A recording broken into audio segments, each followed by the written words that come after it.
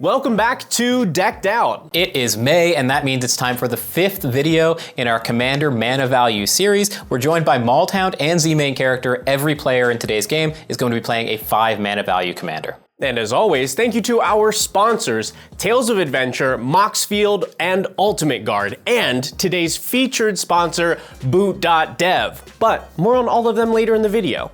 That's enough from us for now. Let's go ahead and meet the players. Hi, hello, how are you? I'm Zmain character, cosplayer, crafter, and card slinger, and today I'm playing Xenagos, which we used to see at the table all the time, but has kind of faded out of fashion. But we're bringing her back with all new cards like Aether Spark, Bloodthirster, or Full Throttle. Hi everybody, normally I'm Maldhound, but today I'm Banthound. I've come on Decked Out to spread the lovely word of green, white, and blue. I'll be playing Galadriel and showing you all the complex and deep inner workings of a Bant deck. It will be a miracle if I don't drool on myself. I'm VeggieWagon, known group hug player, here with a deck list submitted by our patron Kai for the Lord of Pain, a group slug deck? No. The Lord of Pain plays like a group hug commander because everybody wants it to stay on the board since it allows them to do mean things to each other. While my opponents whittle each other's life total down, I just get to set up, and eventually they hit a 3-way stalemate and I just get to see who casts the first spell. I'm MTGNerdGirl, and today I am playing Omnath Locus of All, because following the rules is for losers. So for our 5 CMC game, I decided to bring a commander I can play for 4. Today's episode is sponsored by Boot.dev. I already have a hard enough time concentrating on repetitive tasks, but especially if I have to wade through a bunch of tutorials to get there. But with Boot.dev, you can get straight to learning how to code, and it's all in an RPG style course. It might not surprise you to learn that the person who tried to explain L'Hopital's rule to a table full of EDH players was a bit of a nerd back in college. And I was. I was a computer science major, I did my master's in software engineering, and I've been a software engineer for about 10 years now. If you've ever wanted to get into back-end web development, even as a beginner, Boot.dev is one of the best places to start. No matter how many squats I've done at the gym, I haven't had any back-end development. The coolest thing about the platform is how they gamify it. You're not just reading a textbook from cover to cover, like I was known to do in college.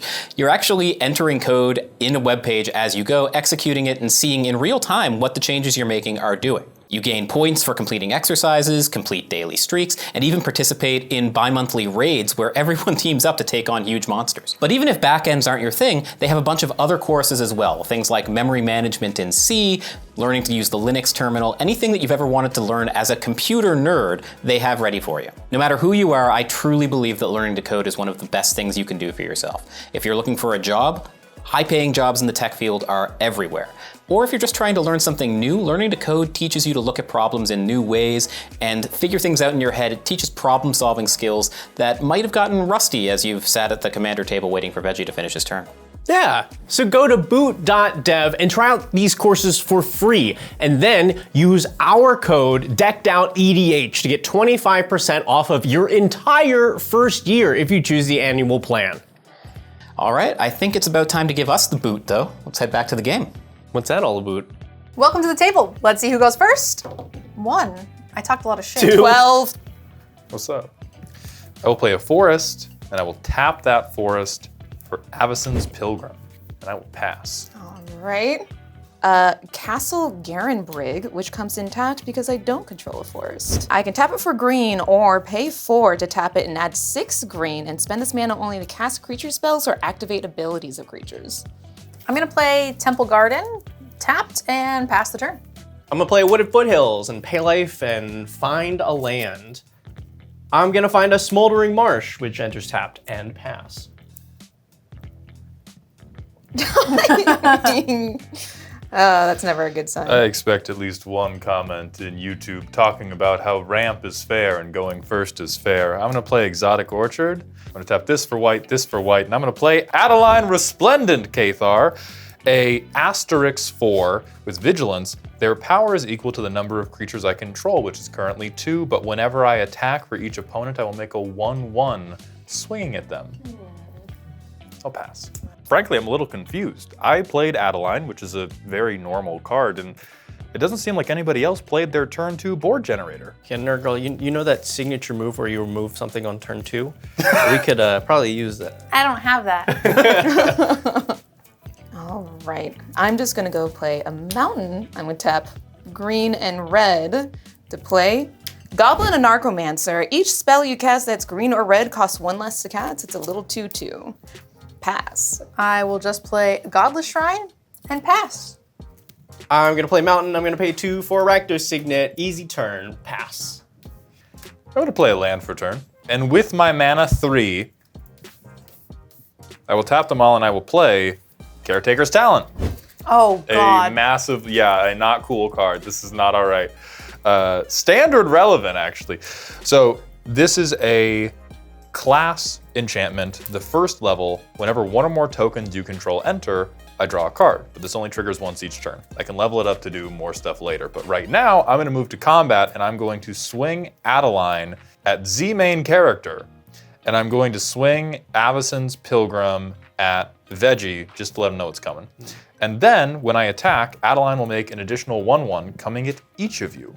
And because they entered, I'll draw a card before you can say anything. I love dominating the time. You can block the 1/1. Yeah, you can block the 1/1. I block the 1/1. I have no blocks. No blocks. So I take 1. I'll take 2. Take 5. Which Roy do you want to kill with your 2/2? That guy. Mustache Roy. And then, what did I even draw? Ooh. I pass. There must be a theme going on that I don't know about. Why didn't anybody else play their turn 3 card draw engine to go with their turn 2 board generator? All right. I'm feeling a little slow for the colors that I'm playing. So I'm gonna go ahead and play Skarg, the Rage Pits. It's just a land that I tap for color, so I play red and green to target creatures, get +1/+1, and gain trample until end of turn. I'll go ahead and tap it, and a mountain. I'll play Arcane Signet. I'll go ahead and tap Arcane Signet to cast Nature's Lore, which is reduced by my Goblin, and I'll search my library for a forest card. God. All right, and I love Nature's Lore because this forest is gonna come in untapped. I'll throw that in the garbage. And then for 2, I will cast Filvala, Heart of the Wild, Legendary Elf Scout. Whenever another creature enters the battlefield, its controller may draw a card if its power is greater than each other creature's power. With a single green, I tap them and add X mana in any combination of colors to my mana pool, where X is the greatest power among creatures I control. On that totally reasonable turn, I pass. I'm gonna play a Breeding Pool. Tapped. Yeah. That doesn't do anything, so pass. This 5-color deck needs a lot of mana, and it needs good pips. So I kept an opening hand with just that, a lot of mana and a good variety of different colors. But unfortunately, the drawback is I don't have anything to do for the first few turns. Hopefully, I can lay low and nobody's going to attack me. Okay. Well, I can work with this. I'll play a mountain. I'm gonna pay 4 for Giggling Skitter Spike. I love this card. It's a 1/1 with Indestructible, so it blocks good. And whenever it attacks, blocks, or becomes a target of a spell, it deals damage equal to its power to each opponent. And I can pay 5 mana to Monstrosity 5 and put 5 +1/+1 counters on it. But for now, it's just a little. Pass. I am going to play the Dreamroot Cascade for turn, and then I'm going to tap out for Galadriel, the Light of Valinor. This is a 3/3 with Alliance. Whenever another creature enters the battlefield under my control, I choose one that hasn't been chosen this turn. I can add 3 green, I can put a 1/1 counter on each creature I control, or I can scry 2 and then draw a card. I'm gonna move to combat, and I'm gonna swing Adeline and 1 Roy at NerdGirl, and I'm going to swing the other Roy at VeggieWagon. Okay. Adeline will trigger, making 3 additional Roys. Caretaker's Talent will see this, drawing me a card. Galadriel will see 3 different creatures enter, so I will add 3 green mana, put a 1/1 counter on all my creatures, and I will scry 2 and I will draw another card. Guys, Bant has a really, really high sequencing load, and so I would appreciate some comments telling me what a good boy I am for figuring out how to do that. Blockies! Okay, so NerdGirl coming at you, there's a 9/4 and then 2 2/2s. I have no blocks. I'll take 11. It's 13, actually. Oh, 2/2s. Yeah, I thought there were 1/1s. Yep, okay. Yeah, and then you have 2 2/2s coming at you, and you have 1 2/2 coming at you. Yeah, do Okay, it. you're tapped out. I'll block this. Yeah. As a free action, I'm going to exile a green card. And I will block one of the 2/2s with my indestructible. Okay. So I'll go down to 4 2/2s. Veggie, oh my God, what happens? Take 2 damage.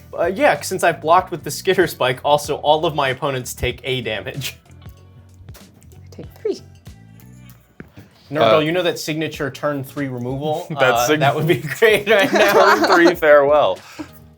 I pass. So you want to know about that turn 3 removal? Yeah, I do. I do. Okay, good. 1, 2, 3, 4, 5. Kolga, the Titan Ape. Yeah, that'll do it. When they enter the battlefield, it fights up to 1 target creature I don't control. Whenever Kolga attacks, destroy target artifact or enchantment defending player controls. I can pay 2 into it to return target human I control to its owner's hand. Kolga gains indestructible until end of turn. It's gotta be the commander. It's gotta be. I don't think there's anything else that I can do despite being the deck that wants to swing. I pass. All right, I'm gonna play a Wooded Foothills as my land for turn, and I'm just gonna go ahead and crack it. And I am going to put this mountain onto the battlefield. I'm just gonna go ahead and pay 4 for some blocks. Kaneos and Tiro of Melites. At the beginning of my end step, I get to draw a card, and each player may put a land card from their hand onto the battlefield, and each player who didn't gets to draw a card. I'll move to my end step, and I'll start by drawing a card, and then each player can put a land onto the battlefield, and everybody who doesn't can draw. I'm just gonna draw. I'm gonna draw. I'm torn. I'm putting the planes onto the field. Bozos. Yeah, because you've been drawing a million cards. I earned those with my brilliant tactical mind. Okay, I will go ahead and put a Misty Rainforest onto the battlefield. Pass the turn. I'm gonna play this Cabal Coffers, which taps for negative mana currently. I'm going to pay 2 for a Talisman of Indulgence, and I'll pay 2 more for Magda the Horde Master. Whenever you commit a crime, create a tapped treasure token. It triggers only once each turn, and then I can sack 3 treasures to make a 4/4 red Scorpion Dragon with flying and haste that I can only activate as a sorcery. But that's all I got. Things look dire, and I don't know if I have enough time for this setup to work. But with Magda and Brash Taunter on the board, every turn I'll be able to commit a crime as long as somebody attacks me, which they want to so that I can hit other opponents in the face. That means by my next turn, I will have a bunch of mana available and I have a bunch of damage doublers in my hand. I'm gonna play this land for turn, which you'll notice is exact mana to recast my commander, which makes it really convenient that I had this Soul Ring too. I'm going to crank all my mana, except for this Exotic Orchard, to recast Galadriel, Light of Valanathriel. And we're gonna move back to combat. I'm going to swing Adeline at Z, and I'm going to swing 2 Roys each at NerdGirl and Veggie. Once Adeline swings, we get 3 more Roys, triggering Galadriel thrice. So 2 of these swinging at NerdGirl, 2 of these swinging at Veggie, and then 3 new Roys, 1 swinging at each of you. And then I will add 3 green, and then I will scry 2, draw a card, but I will draw a card first for Caretaker's Talent. It's gonna be a short game. You love me, right? You are attacking You're attacking me. with a very large creature. It's a So girl I'm gonna boss tap gaslight. in my Declare Attacker's step with the 3 mana floating. I'm gonna tap for white. And I'm gonna cast Kabira Takedown, which deals damage equal to number of creatures I control to target creature or planeswalker. Monkey. That completely ruins any possibility of me getting back into the game. Listen, I'm murdering all of you. There's at this point, board wipe me if you must. This is I'll block one of the. You have a 3 and I a have, 2. I have 2 3s, right? You have 2 3/3s so I'll block and a one 2. of the 3 3s, and I'll take 5. Okay. Then you have 2 3/3s and a 2/2. Yeah, I'll block one of the 3/3s, so I'll also take 5. Okay. And then we all take 1. And then yes, you all take 1 from the skitter spike. I did your skitter spike. Thank you. I'm taking 12 from there. 12. From Adeline. From Adeline. For those of you at home tracking the threat meter, Z's just now nosing in front of me in terms of how worrisome their board state is, because they're playing a lot of very potent ramp for half price. Now we can't let this man monologue and win, so I'm going to monologue. Now while everything seems very dark and spooky, you have to trust in the power of Gruul. I can top deck better than him, I just know it. I just have to keep the board going somehow. And I have something in my hand that might be surprising to others, because usually it causes a divide, but this will bring us together. Atali, the Primal Storm is always a good card to play when all your outs don't seem to quite be there because you use everyone else's decks. Now, I believe that everyone else has built a good deck and therefore will give me an answer to this absolute cruelty that is happening on the other side of the table right now. With our powers combined, we'll win this game together. All right, stop the monologuing. I'm gonna tap a forest for a 3 visits, and I'll go ahead and find a forest. And then for only 5, I'm gonna go ahead and play Atali, Primal Storm. Whenever Atali Primal Storm attacks, exile a top card of each player's library, then we cast any number of spells from among those cards without paying their mana cost. I'll pass. I am going to shock in a Stomping Grounds. And then I'm gonna move to my end step, and it is going to allow me to draw, and then everybody may play a land. Or draw a card. Or draw a card. I will draw. I didn't draw land, so I can't do it. I need lands. And then I will pass to Veggie. Normally, I'm very scared of NerdGirl with all open mana, but right now, I feel great. Yeah, hey, we got this. It's like good to be on that side. Yeah, of it, yeah, right? yeah. You're like, ooh, protector. I'm gonna play a mountain, and then I'm just gonna tap 5 for NerdGirl's favorite, Ah, Brash Taunter. This is an indestructible 1/1. When it is dealt damage, it deals that much damage to target opponent, and I can pay 3 and tap it to have it fight another target creature. I would like to join the Bant Coalition and kill Veggie. Look, this is not. It's a PTSD card. This is a We- helping. we Brash support Taunter. it. Hurting We Brash support Taunter. infighting in the Band Coalition first and foremost. What can you offer the coalition? Not blowing up your stuff so you can kill Veggie. That's all I've got for this turn. I'll pass. No touchy. I don't have great options to progress my own board state, so instead I'm gonna try to help the team to take Maldhound down, and maybe they'll take pity on me and give me another turn to build. First I have to fetch. All right, team. I'm gonna find this island, and then I'm going to ask that you guys be nice to me for like ever. You don't even have Not to. You don't even have to ask. Like. Okay, so we'll start with black, red, blue for a Croesus Charm. I can choose one, return a permanent to its owner's hand, or I can destroy target non-black creature. It can't be regenerated, or destroy an artifact. I think, assuming the council agrees, we kill Adeline. Die, die, die, die, die, die, die. And then I will, in fact, join the Bant Coalition, except for the fact that I'm going to hurt you with it. Broker's Charm. I can choose one. Target creature gets +1/+0 until end of turn. Something else doesn't matter. I can destroy target enchantment, and I can draw 2 cards. So we're going to take care of the Caretaker's Talent. Oh, hoisted by my own petard. Whatever am I going to do? All right. Do I get to untap now? If I say no, can we skip to Z's turn? You can try. Look, it's. We run the show. Exactly. I take a turn, you just edit it out. Go ahead.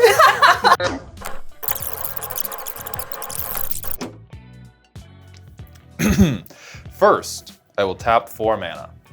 I will cast the Fathom Mage. 1/1 with Evolve, which means whenever a creature ETBs under my control, if it has greater power or toughness than the Fathom Mage, I put a +1/+1 counter on it. Whenever a +1/+1 counter is put on Fathom Mage, I draw a card. This will trigger Galadriel.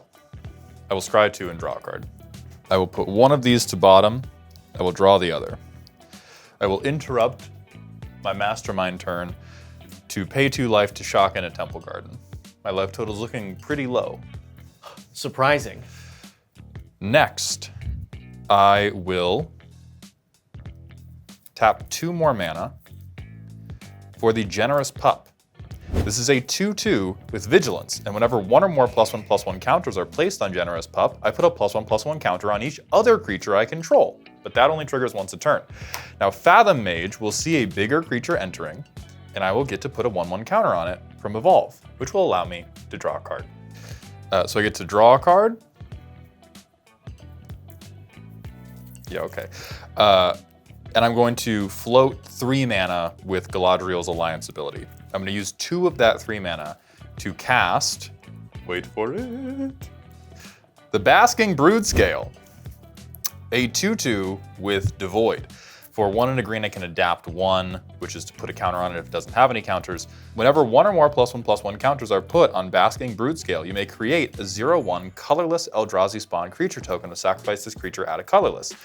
So it will trigger Galadriel's final ability, which is putting a +1/+1 counter on each creature I control. But when that happens to Generous Pup, the pup will also put a +1/+1 counter on each other creature I control. So everything but the pup's gonna get 2 counters, which means I'm gonna end up cleaning up with 2 cards drawn from Fathom Mage and 2 new 0/1 Eldrazi spawn creature tokens from the Basking Broodscale, and everything's going up 2 counters. All right, so this is the final board state. I'm gonna draw 2 more cards, and then,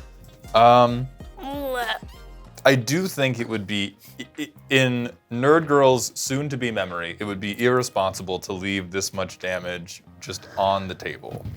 Please don't kill me. I'm not gonna kill you, I'm just gonna tenderize you a little bit. I'm gonna swing. I am squishy, I don't mind. Just leave me alive. Ugh, never mind, it's just so complicated. Pass, take your peasant turn.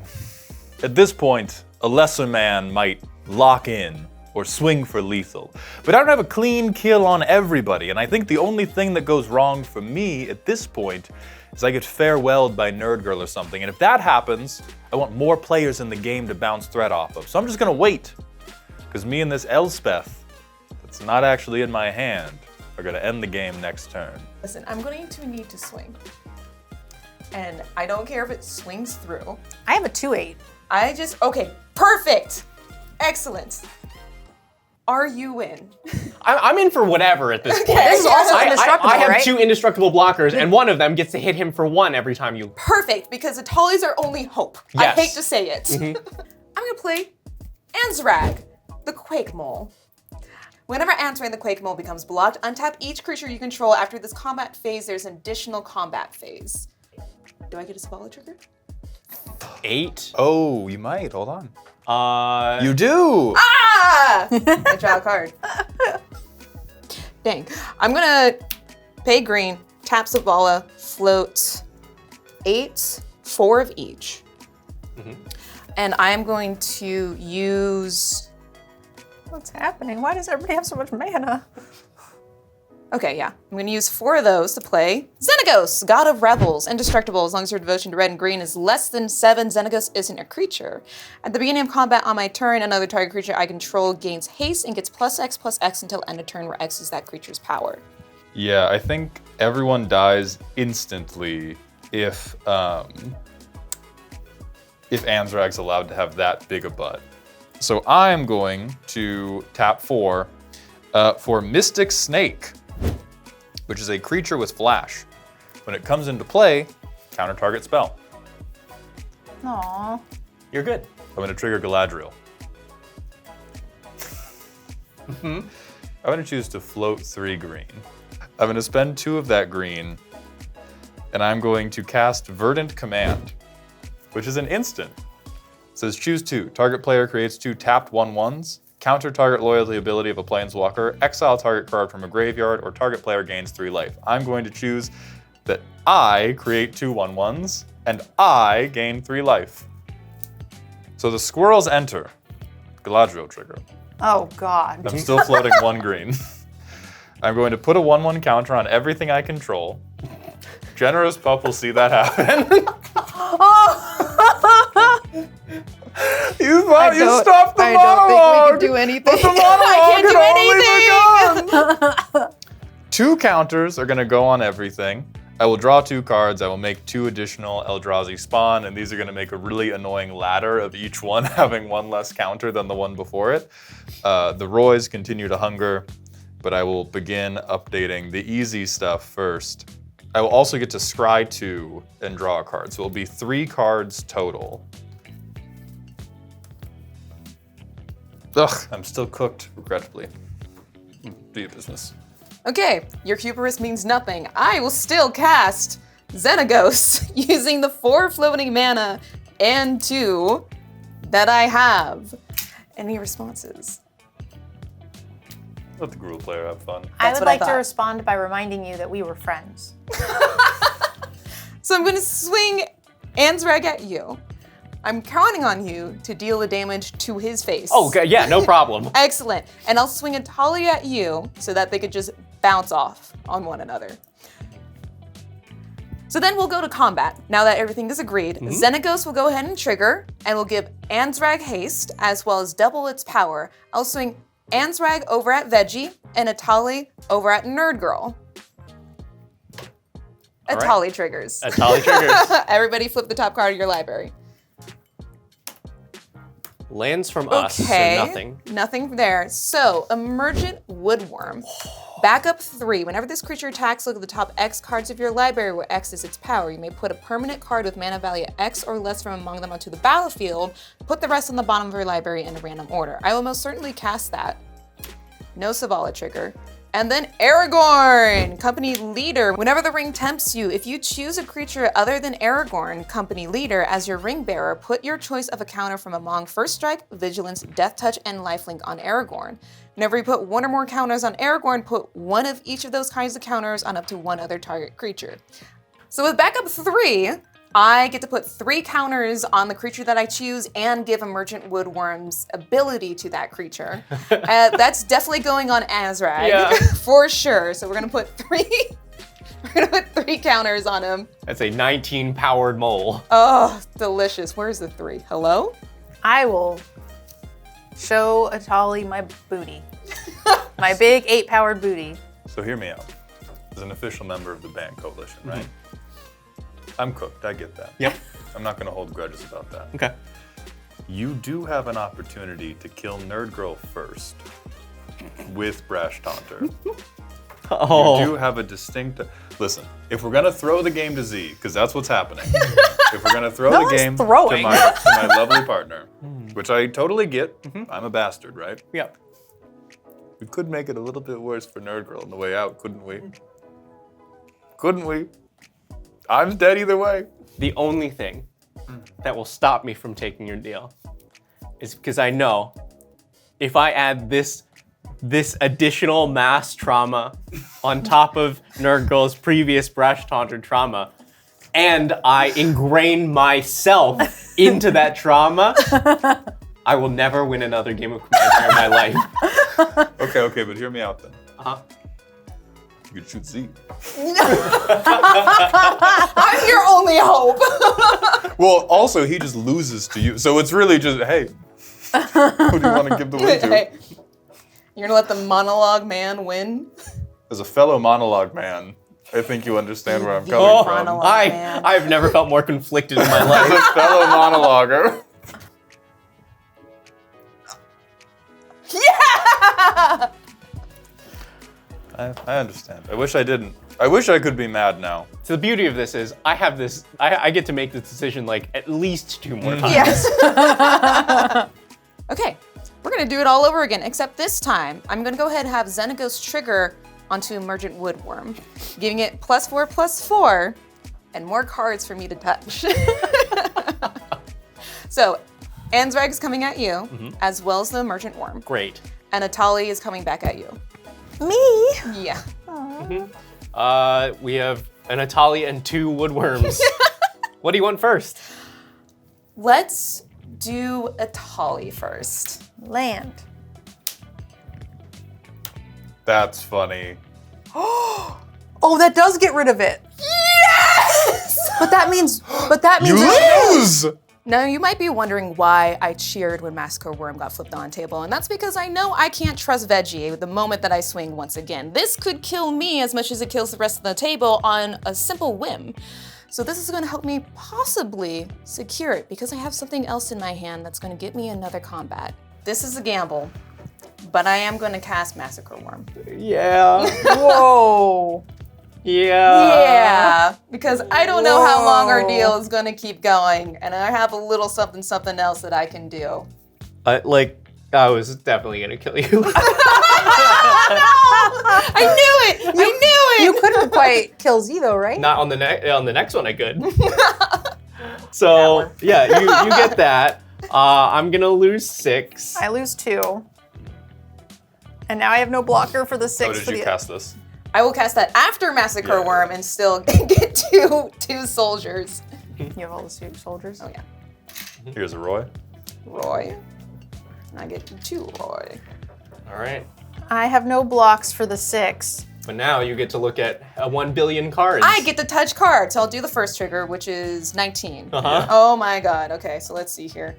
So here's actually the thing. I think I'm gonna do 8 first, and then I'll do 19. Okay. So I'll do 8.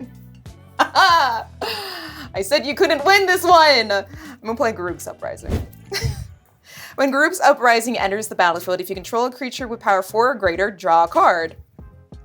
Creatures you control have trample. Whenever a creature with power 4 or greater enters the battlefield under your control, draw a card. I forgot to announce that my card that Atali put from the top of the library is Hydra Omnivore. Whenever Hydra Omnivore deals combat damage to an opponent, it deals that much damage to each other opponent. Right, okay, card draw. Now we're gonna go 19 deep. All right, out of these 19 cards, I'm gonna cast Ilharg the Razeboar. Trample, whenever Ilharg the Razeboar attacks, you may put a creature card from your hand onto the battlefield tapped and attacking. Return that creature to your hand at the beginning of the next end step. When it dies or is put into exile from the battlefield, you may put it into its owner's library, third from the top. I now have You no now blocks. have no blocks. I'll take a clean 19. I cannot believe you hit a Massacre Worm off Veggie's deck It's to so kill your good. 2 indestructible Right. 1/1s. That is insane. The win is mine. Because, I'll now go into main phase 2. I haven't played a land this turn. I drew Command Tower. I'm gonna tap Command Tower to tap Zavala to float 19 mana. I'm gonna go halvesies. And I'm gonna cast Seize the Day. Untap target creature. After this phase, there's an additional combat phase followed by an additional main phase.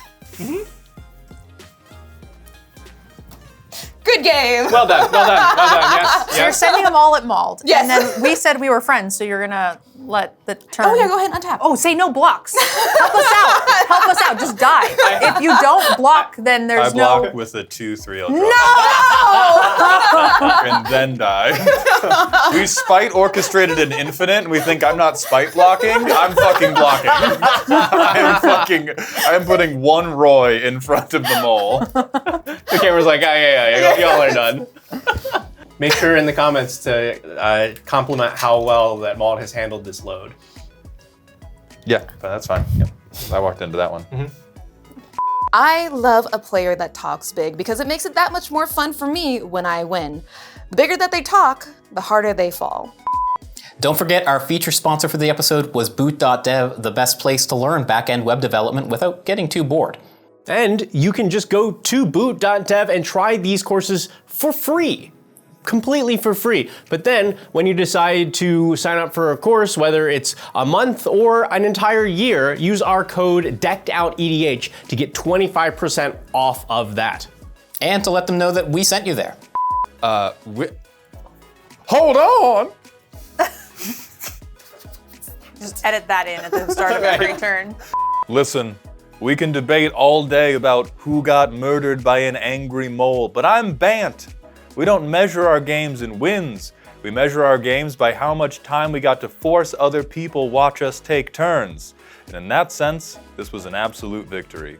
Don't forget to support your favorite Commander show by doing something you were going to do anyway, and that's buy Magic singles. And you can do so by using our sponsor, TOA. It really is that easy, and Tales of Adventure has a wide selection of singles from the most basic printings all the way through the most premium versions, and they've also started stocking sealed product now, so you don't need to go anywhere else for anything Magic. And you get 5% off your entire order when you use code DECKEDOUT at checkout. And you should know by now, the link is down in the description, right there. I like that game where you cast 2 charms and K and T and then died. I helped the table. Well, I guess that's what I get for trying to cheat a 4-mana commander into a 5-mana game. I didn't find any ramp, I was definitely the slowest, and I got ran over because of it. Next time, I think I'll try to play by the rules.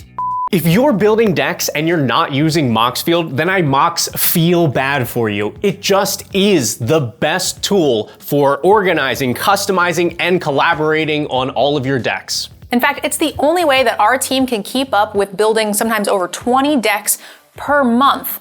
And it's the way that we can share our deck lists with you in a nice, easy format. You can always support the show too, just by following us on Moxfield, where you can find every deck that's ever been on the show. Hi, hello, how are you? I am Zmain character. I didn't say it in the right gay tone. Paying 5 mana for your commander feels awfully steep, especially when you watch 2 of your opponents ramp to 1 billion on turn 3. I thought that I was gonna get to slug everybody in this game, but I was just a little sluggish. Ultimate Guard is the industry leader in TCG accessories. And Ultimate Guard products are the way that all 3 of us on the Decked Out team are able to organize, protect, and display our collections. And they're the best way to show off all of our cards on camera for you. So make sure you use the link down below in the description to support the show and pick yourself up some amazing upgrades. I got ran over and I had no ramp. Words, where are the words? I'm gonna get the last of my monologue in, by the way. Did you see the way that everyone was just fighting over the table of doing this and that and this and that? That is the best thing about Gruul, because inevitably somebody else plays the deck for you, because there's just so many triggers and so many different combats, and you can get more combats inevitably. Your creatures will go ahead and do other silly things on top of it. You're inevitably gonna get another creature on another combat. I mean, come on, it's Gruul at this point. As always, thank you so much to our patrons. We love you very much. It is specifically thanks to patrons and YouTube members like you, Puss, that we're able to keep this show weekly, and for that we thank you. If you want to join the Patreon, then you can head on over to the link in the description down below. You will unlock special perks like spell table games with us, signed tokens, and maybe even get to see your own deck on the show. And of course, Puss in boot.dev is a great place to learn coding in a gamified way while also not having to do a bunch of tutorials. You can always support the show by liking the video and subscribing to the channel. That's all that we've got for you for today. We'll see you next time on Decked Out.